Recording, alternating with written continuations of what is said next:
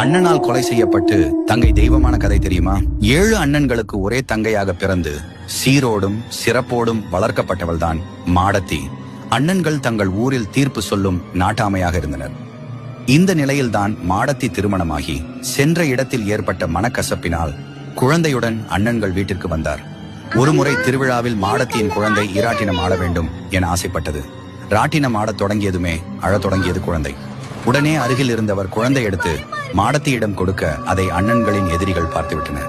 ஒரு நாள் பஞ்சாயத்தில் மாடத்தியின் அண்ணன்கள் தீர்ப்பு சொல்ல, தீர்ப்புக்கு எதிரானவர்கள் கோபம் கொண்டு, ஊருக்கே நியாயம் சொல்ற உன் கூட பிறந்தவள் யார் கூடவோ ஜோடி போட்டு ராட்டினம் ஆடுறா, அவளுக்கு என்ன தீர்ப்பு சொல்ல போற என்று அவமானப்படுத்த மாடத்தியால் ஏற்பட்ட அவமானத்தை மாடத்தியை கொன்றே சரி செய்ய வேண்டும் என நினைத்தனர் அண்ணன்மார்கள்.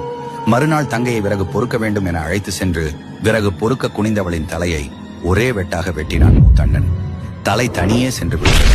அந்த தலை எவன் பேச்சையோ கேட்டு, இப்படி செய்து விட்டாயே, 7 அண்ணன்களில் ஒருவனுக்கு கூடவா என் மேல் இரக்கமில்லாமல் போனது, உங்களை அந்த கடவுளே பார்த்துக் கொள்வான் என கண்களை மூட உடல் துடிதுடித்து இருந்தது.